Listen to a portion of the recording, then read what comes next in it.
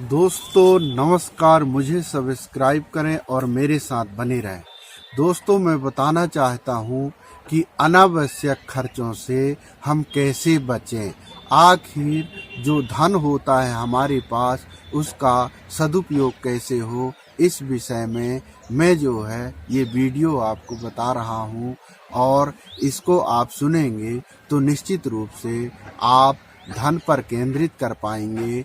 आपकी जो राशि है बैंक में है, घर में है, उसका सही उपयोग कैसे हो, इस विषय में मैं ये बता रहा हूँ आपको।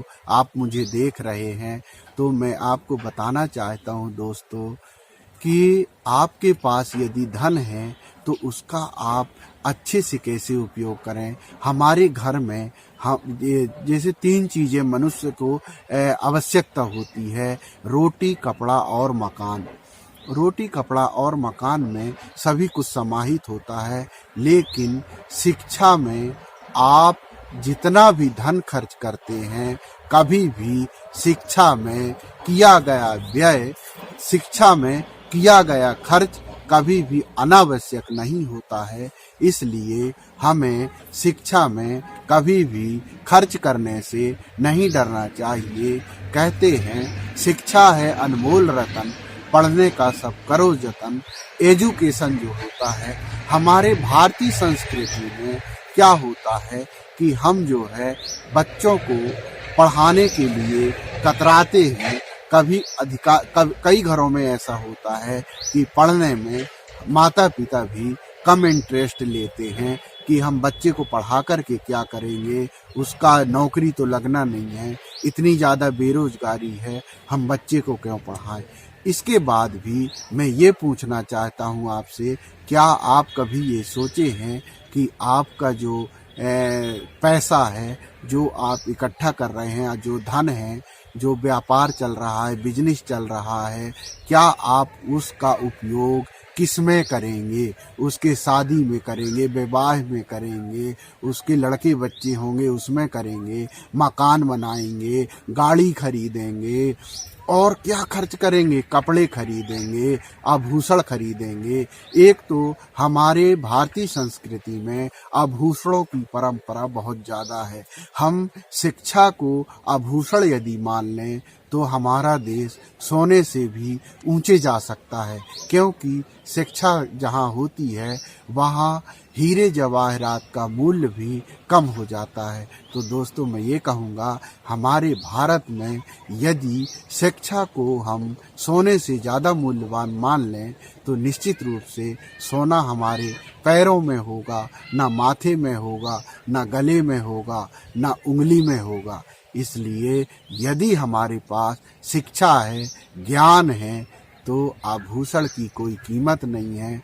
इसलिए व्यक्ति के विचार को कैसे बदलें, हम शिक्षा को जागरूक कैसे करें, हम आगे कैसे हों, इसलिए हमारे दिमाग में आया कि धन जो होता है उसमें हम क्या करते हैं, आभूषण खरीद के ले आते हैं, वह गहना ले आते हैं।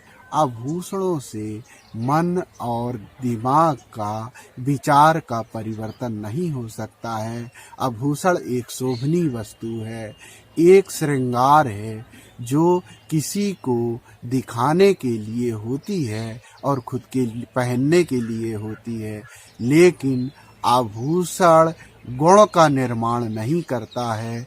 आभूषण गुण नहीं बदल सकता है। एक छोटी सी बात बताना चाहता हूँ, आप मुझे देख रहे हैं, मेरी बात आपको खराब ना लगे इसलिए मैं जो है आपसे क्षमा भी मांग सकता हूँ। मेरे विचार में कुछ बातें आ जाती है। अब मान लीजिए एक पुरानी कहावत है, ना पढ़े ना लिखे, ना पढ़े ना लिखे, पेन दो दो रखे, इनका पेन का रखना गजब हो गया। तो जब पढ़ा लिखा व्यक्ति नहीं रहता है लेकिन वो हजारों हजारों रुपए का वस्त्र पहना होता है, उसके जेब में 2-3 पेन होते हैं जो सोने और चांदी के होते हैं, लेकिन वह दिखने में तो ऐसा लगता है कि इसके बराबर जो है संसार में कोई शक्तिशाली नहीं होगा, ये बहुत विद्वान होगा, बुद्धिमान होगा। ऐसे ही हमारा जीवन भ्रम में होता है और हम किसी के गुण को पहचानने में हम इतनी जल्दी नहीं समझ सकते कि कौन सा व्यक्ति कैसा है। इसलिए हम श्रृंगार कर लेते हैं ताकि लोग हमको प्रणाम करें, नमस्ते करें, जय राम जी करें। तो जब व्यक्ति बड़ा हो जाता है उसको भी अच्छे अच्छे पढ़े लिखे शरण में आने लगते हैं। इसका कारण क्या है? इसका कारण ये है कि हम जो है उस विषय वस्तु को नहीं समझ पा रहे हैं जिससे कि हमारा जो है क्रिया विधि सही हो, हम शिक्षित हों, हमारे परिवार में शिक्षा का स्तर कैसा हो, संस्कार कैसा हो। शिक्षा अच्छी होगी तो संस्कार अच्छे होगा, लोग अच्छे होंगे, व्यवहार अच्छा होगा, कार्य अच्छा होगा और आपके जीवन में शांति होगी, दिमाग में बोझ नहीं होगा, टेंशन नहीं होगा, क्रोध नहीं होगा, लड़ाई नहीं होगा, झगड़ा नहीं होगा। धन भी लड़ाई और झगड़े का कारण बनता है।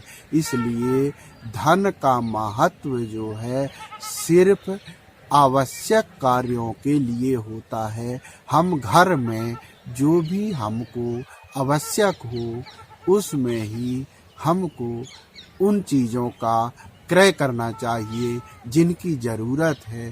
बाकी अनावश्यक खर्चे नहीं करना चाहिए। मान लीजिए हम बाज़ार जाते हैं, हमारी जेब में पैसा रखा है, अरे हमने खरीद लिया, घर में आके देखते हैं तो वही चीज़ घर में भी होती है। अरे यार ये दो दो हो गए, ऐसा करो एक को बेच देंगे कम रेट में।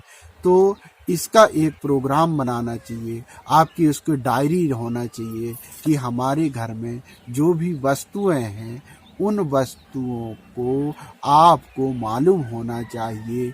और मान लीजिए घर में कोई पढ़ने वाला हो तो कम से कम वस्तुएं घर में रखना चाहिए, क्योंकि शिक्षा में लगाया गया धन, शिक्षा में व्यय किया गया धन कभी भी जीवन में व्यर्थ नहीं होता। ये मंत्र है। इसलिए मेरे भाई, मेरे जितने भी लोग मुझे देख रहे हैं या सुन रहे हैं, समझ रहे हैं, मैं उनसे ये कहना चाहता हूँ कि आपकी जो संपत्ति है, आपका जो धन है, उसमें निसंकोच बिना कुछ समझे आप जो है शिक्षा में लगाएं और शिक्षा कुछ न कुछ अपना असर अपने जीवन में दिखाता है और उसका प्रभाव जीवन भर रहता है, चाहे कितना भी रहे। इसलिए शिक्षा व्यर्थ नहीं होता है। शिक्षा हमको नशा से बचाता है, शिक्षा गलत संगत से बचाता है, शिक्षा अनैतिक कार्य नहीं करने देता है। शिक्षा के कारण हम एक उच्चतम स्तर में पहुंचते हैं। हमारा आदर सम्मान का स्थान शिक्षा होता है। आभूषण हमारे आभूषण शिक्षा का स्थान आभूषण नहीं ले सकता है कभी भी, लेकिन शिक्षा जो होती है वो व्यक्ति की व्यक्तित्व होता है, उसका निखार होता है, उसकी संपत्ति होती है जिसे कोई चुरा नहीं सकता है, लूट नहीं सकता है और बेच नहीं सकता है, खरीद नहीं सकता है। इसलिए शिक्षा का जो है अनावश्यक जो खर्च होते हैं उन खर्चों को ना करके हमको अपने धन का सही उपयोग शिक्षा में करना चाहिए, बच्चों में करना चाहिए। शिक्षा की कोई आयु नहीं होती है, शिक्षा अनवरत होती है, विकास अनवरत चलने वाली प्रक्रिया है। हम अपने जीवन में अंतिम में मरते समय तक कुछ ना कुछ हम सीखते रहते हैं, इसी पर्यावरण से सीखते हैं और इसी पर्यावरण में समाहित हो जाते हैं। हमारा शरीर इसी पर्यावरण में मिल जाता है और हम इस दुनिया से चले जाते हैं। लेकिन यदि आपने किसी के लिए सही शिक्षा दी है, उसके लिए कुछ परोपकार किया है, भला किया है, तो वह जो है पीढ़ी दर पीढ़ी कभी नहीं भूलेगा। और जब शिक्षा का स्तर एक परिवार में सुधर जाता है, नई पीढ़ी की शुरुआत होती है, तो उस पीढ़ी में हमेशा शिक्षा का ही विकास होता रहता है। इसलिए दोस्तों, अनावश्यक खर्च जो है वो नहीं करना चाहिए। जब ज़रूरत हो तो ही धन का उपयोग करना चाहिए। इसलिए दोस्तों नमस्कार।